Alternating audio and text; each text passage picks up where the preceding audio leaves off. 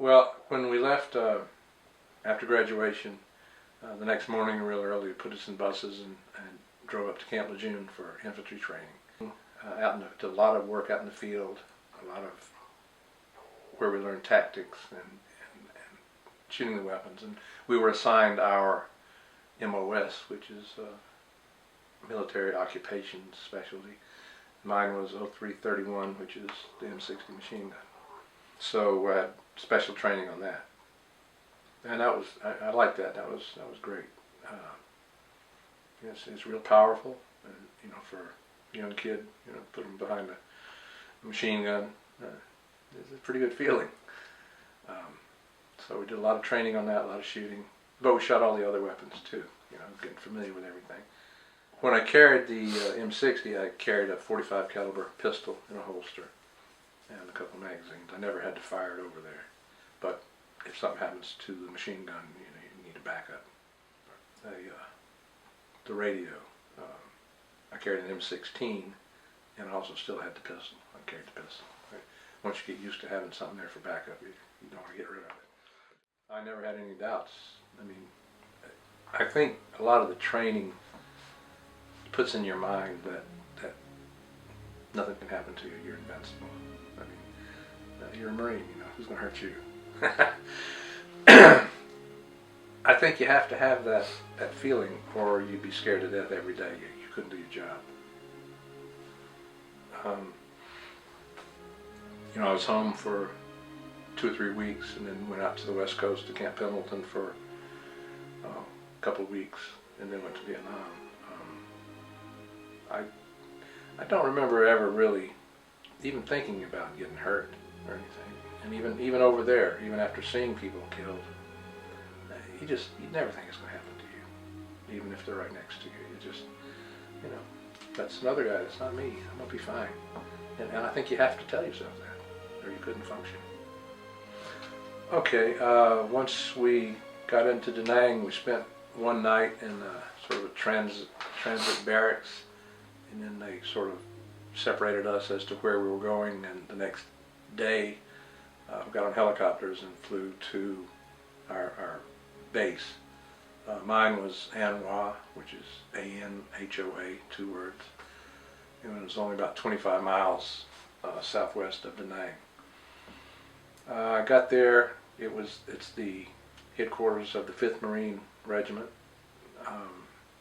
I don't know how many people were there. I get the feeling there might have been 4,000 or 5,000. I think that's the figure I remember. But it was, of course, had barbed wire and fences and everything all the way around it. It was enclosed with watchtowers all the way around and bunkers. Did have a small runway, but most of the traffic was in and out was helicopters. It could take smaller military planes, but not big ones. We had about a week of indoctrination, they call it. Some of it was getting used to the heat, and just getting used in general to where we were, getting used to it. We fired some more weapons, had some more classes,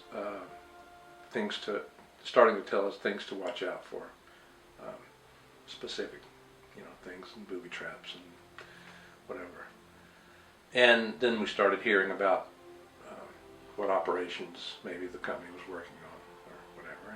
And then after about a week, they flew us out to our platoon. I think I went out with 2 other guys, and they weren't far away. It was a 10-minute chopper ride or something.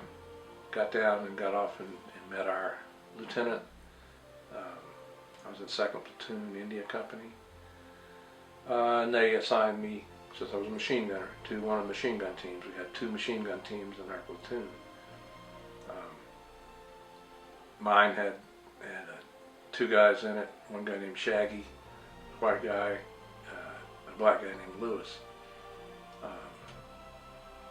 And to start off with, that was the first, you asked about the first day we got out there.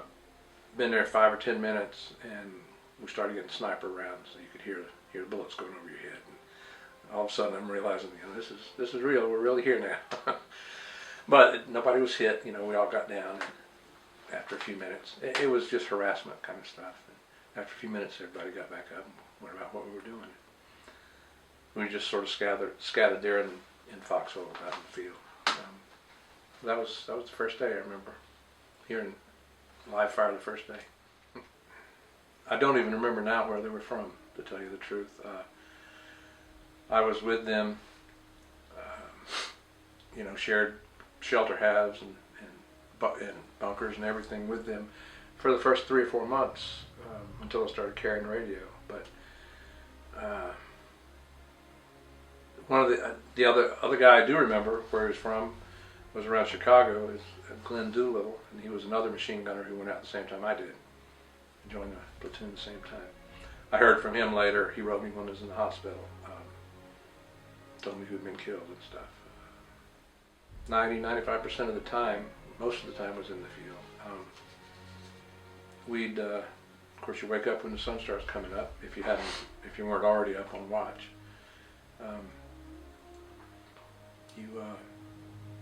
if you have time, you heat a cup of hot chocolate or something, and or some coffee, and you eat a sea ration. A lot of times you could eat in the morning, but a lot of times later in the day you're so hot and tired you don't even feel like eating much. So we'd get ready to move and start walking, you know, humping they call it. Some days you wouldn't go that far. I can remember some days we went 15 or 20 clicks. A click is a kilometer, which is 6/10 of a mile roughly, so 9 or 12 miles some days. Probably the farthest we walked in a day. But it's, you know, mighty damn hot, and that's if you're not getting shot at or whatever. If you're just walking along, even that's a long. And we had, I don't know how much weight we carried. The machine gun weighed 23 pounds.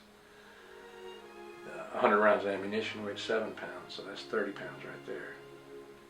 Then you have your pack, 5 or 6 canteens, whatever spare socks and utilities, something to write with. I had a little camera in my side pocket there. Had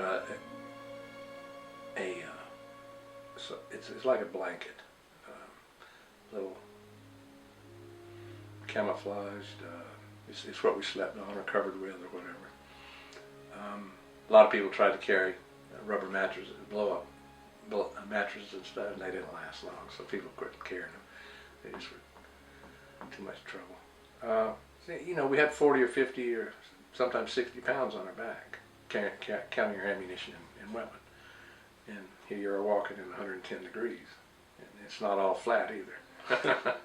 Some of it's mountains. So you go to wherever your destination was that day, and late in the afternoon, by then you'd start setting up in an area, and you dig a foxhole. You want to have some protection, you know, if something happened. And then you'd have to heat something to eat before it got dark. You couldn't have any fires any light showing after dark.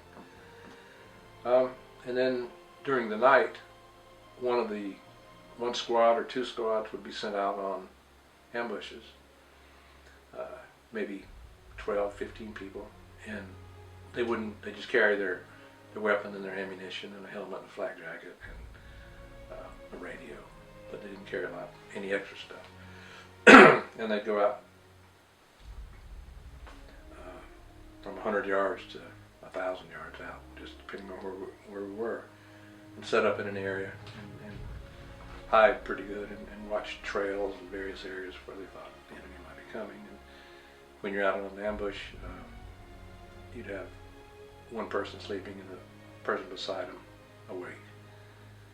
And you know, so half the platoon would be sleeping and half would be awake, half the squad. And you know, a lot of times you didn't see anything. Of course, when you're out there and it's pitch black, the bushes in front of you start moving, and I swear that's why I mentioned that movie Platoon. It's just like that guy on ambush when he starts looking at the bushes and he can't tell where's the person, where's the bush. It's just like that. That was so realistic to me. And occasionally when you do see somebody, then you open up with everything you got and hope they don't hit you.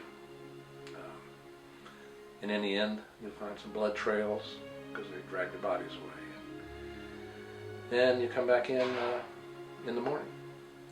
And, then they rotate different squads, so you won't have to go out and do that but every 3 or 4 nights maybe. When you're in the rear, when you're back in where the platoon's set up, the squads go out and ambush, but you still have to be on one up and one down on alert. So you sleep 2 hours, and they wake you up, and then you're on watch 2 hours. So you don't get a lot of sleep.